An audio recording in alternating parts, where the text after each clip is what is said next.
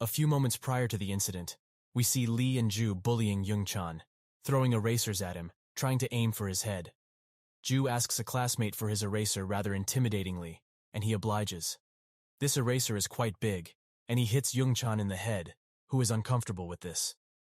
Lee and Ju bicker between each other, with Lee saying that he just got lucky, and it's just because he did it with a big eraser. He picks up a bigger eraser, who looks quite hard, and throws it with all his might, but that's when Ijin comes in front of the victim, blocking the projectile with his backpack. They are quite annoyed at this, and when Ijin sits down, they plan to call him over after school to make him stop being annoying. Ijin asks Young-chan if he is okay, and he reluctantly says yes, with Ijin noticing the bullies looking at him and laughing. Young-chan asks Ijin if he is doing anything after school. If not, he can show him around. Ijin declines, saying that he has to go home with his sister today. Young-chan is interested at this notion, asking if they transferred together. Ijin says that she was already in school, and Young-chan asks her name. When he hears the name Dayun, he immediately panics, and with sadness on his face, he tells Ijin that his sister's school life is rather difficult, because she was quite popular with the boys since middle school due to her being pretty, and there was a girl who had a crush on one of the boys. That's how they started bullying Dayun. Ijin is surprised that people would just let this happen, but Young-chan says that it's because the girl's older brother is Kim Ki-soo, the top dog in the third year's class 3. Young-chan continues, saying that this harassment got even worse, as she was in the same class as the main girl bully when they started school, getting so bad that people were surprised she was still attending school. Ijin tries to understand all this, finding it quite dumb that she would bully Dayun for such an idiotic reason. Young-chan says that once you learn the truth, it's nothing special. People like them don't need any special reason to bully. Ijin thinks back at what they talked with his grandpa, who asked Dayun if her school life is going well. Dayun obviously lying that it is, with a tinge of sadness on her face.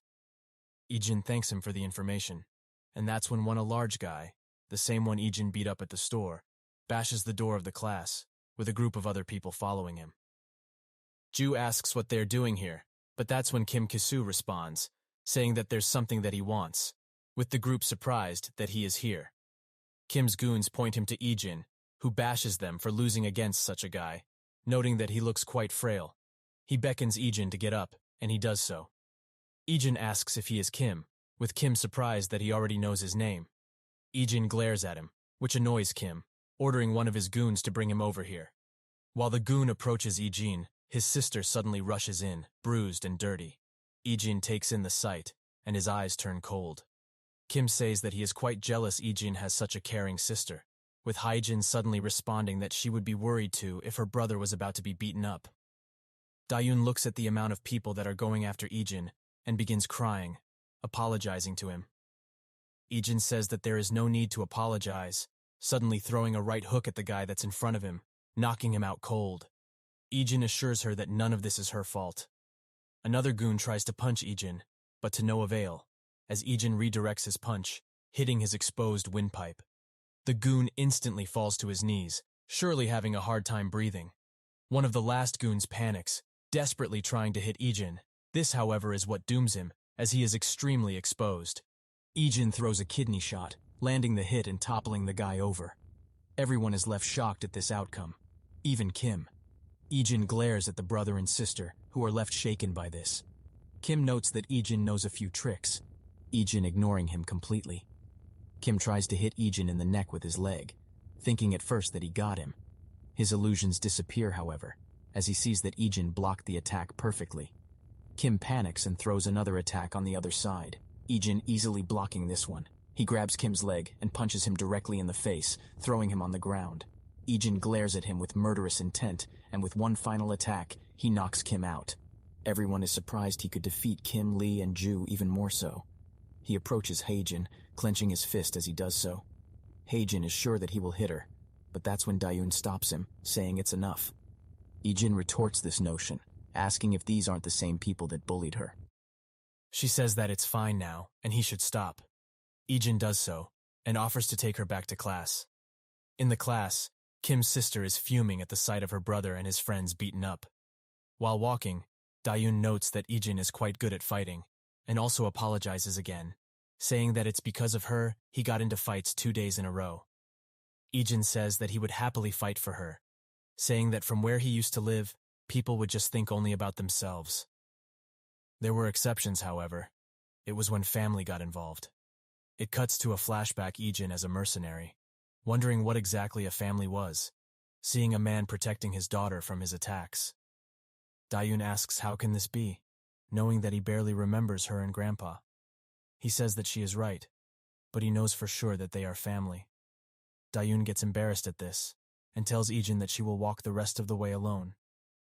Ijin asks why, but they are already in front of her class. She waves goodbye, Ijin smiling at her shyness. He arrives back to class, Lee and Ju congratulating him over his victory, with Ju saying that it looked like he was smurfing. He sits in his seat, and Youngchan shyly says that he thinks Ijin looked cool too. In another place, Kim and his goons lament what happened, with Kim noting that Ijin is in a completely different league. His sister keeps bashing him, wondering how they could lose to one person. Kim, having had enough of her yapping, tells her to shut up, with her not backing down at all. With one final menacing glare from Kim, she gets so mad a tear forms in her eye, and leaves, slamming the door behind her. She goes back to class, where she mockingly says to Dayun that her life will be easy from now on, as she can rely on her brother for anything. Dayun ignores Haejin, which makes her extremely mad. She wonders if she just has to watch Dayun quietly from now on, saying that there's no way she would do such a thing. While walking to the school gate, Dayun thinks about her brother, who protected her, but also at the bullying she has received up until now, wondering if it's really over. With this much thinking, she passes Ijin without noticing him, who asks her if she has something on her mind. She apologizes for not noticing him, but he doesn't mind. Dayun says that they should stop by the store to pick up some things, as their grandpa likes to have dinner prepared when he comes home. Behind them, Haejin glares and smiles a sinister smile, clearly plotting something. Inside the shop, Dayun notices how popular Ijin is based off just his looks, with a couple of girls talking about him. She asks if he's ever had a girlfriend before, who says that he hasn't. Dayun is surprised, noting how popular he is here. He surely must have been there too. Ijin looks at the ground for a second, before replying that he was just busy. He asks her the same question, the answer being the same as his. Inside the apartment, Ijin's grandpa gifts him a phone, apparently the newest model. The grandpa says that he had to unbox the phone to put the phone numbers in, hoping Ijin is not upset at this. He also says that he will buy Dayun a phone too, once he has money. Dayun shuts down this notion, saying that her current one works just fine. While they chat, Ijin thanks his grandpa, who is giddy at Ijin's appreciation. Inside his bedroom, he smiles at his new gift, sending a text message to the lieutenant, who wonders why Ijin has a new phone, considering he already bought him an expensive one. In the morning, while getting out of the bathroom after a shower, he sees Dayun rushing for the door, saying that she is late. She also prepared him a meal. While running, she says that she'll make it on time.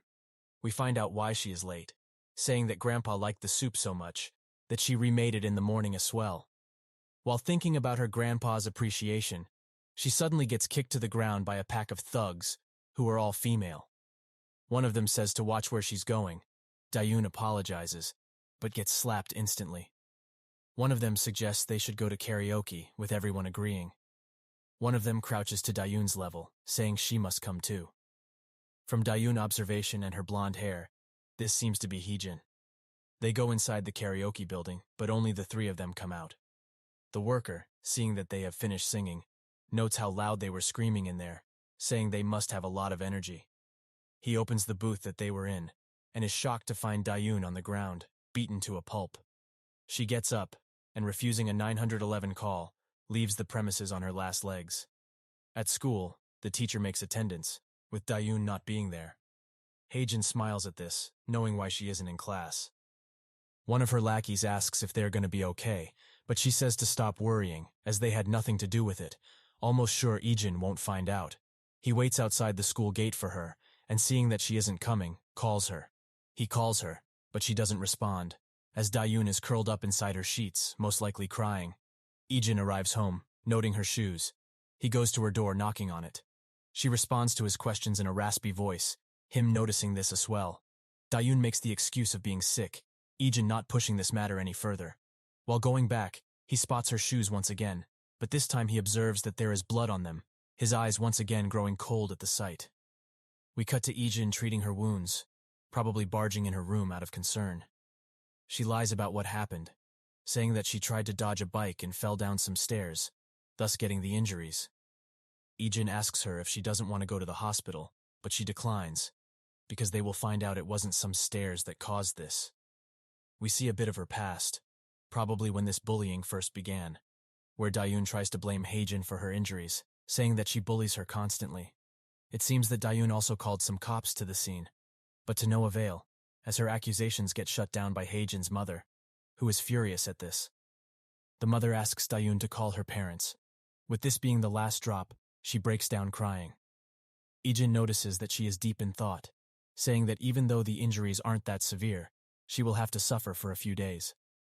Dayun notices Ijin's skill in medical care, and also that their grandpa might not take this well, as he has heart problems. Ijin assures her that he will talk to him, walking out of her room. Dayun stops him to say thanks, thinking that it was a good decision to not tell Ijin what really happened. Students like them can't do anything. Outside of her room, Ijin is surrounded by a frightening red aura. Inside a club, Kim talks with his goons about the situation, still bruised up. One of them says that they can't let this go, and that they went unprepared. Kim suggests that they don't need to fight one-on-one, as they aren't martial artists, all of them grinning in agreement. His sister calls him, who tells him about what she did. Kim is surprised by this, but also very pleased, saying that they were planning to do something to Ijin too. A figure pops out of the shadows, that figure being Ijin. Kim is shocked at his presence, saying that he wanted to have a revenge match anyway. He doesn't get to finish his sentence, as Ijin grabs the head of a goon, bashing him in the ground. Another tries to swing but gets a left hook instead, knocking him out. They all try to rush him, with one of them being kicked and thrown into the wall. He moves on to his next target, and one of them pops up behind him with a bottle, seeming like they've taken him by surprise. His reaction is swift, however, as he disarms one of them and knocks both of his attackers out. He takes care of the last one, Kim again shocked at his combat skills. Ijin glares at him, this being the first time he seems genuinely mad. He warns Kim one last that they should not mess with his sister. Kim is shaking, thinking of the battle prowess of his opponent, wondering how he could beat such a guy. He grabs an empty glass and throws it, missing Ijin. He swiftly grabs a bottle and attacks Ijin, who quickly makes short work of him. In his frenzy, he breaks the bottle, trying to shank Ijin. Without a single shred of fear inside him, Ijin moves fast to incapacitate Kim, grabbing him by the neck and choking him. Ijin threatens Kim, saying that this is his final warning, and if he doesn't oblige, he will do unspeakable things to them, a red tinge lighting up in his eyes. He lets go of Kim and slowly walks out of the bar, the patrons shocked at this display. Outside the bar, Haejin rushes to the entrance, wondering what could have happened to her brother that he would end the call so abruptly. She sees Ijin slowly rise from the bar stairs and is rightly terrified. Haejin backs up in fear, tripping on her hand, dislocating it. Ijin suddenly gets a call from his grandfather and leaves. She goes into the bar, in awe at what happened to her brother. Haejin bashes him once again, with Kim replying that they shouldn't go after his sister anymore. He warns her, but she doesn't listen. The dam breaks, and he lets out a shout, calling Haejin by her full name. She is horrified, and he exclaims that if she ever lays his hands on Ijin's sister again, he will beat her instead. Outside, Ijin meets with his grandfather, both sitting on a bench. They talk about what happened with Dayun, him saying that it was difficult to raise her, as he's never had a girl before, and also that he hasn't done enough for her. He looks back, saying that she did much more for him, because she helped him get through the loss of Ijin's parents. He notes that it hurts him that Dayun doesn't confide in him, but Ijin gently reassures him that from what he saw, he loves Dayun, but she also loves him. A sense of relief washing over him. Ijin says that he will watch over her at school. His grandfather says that Ijin has no idea how happy he is that he's here. Thank you for watching. See you next time.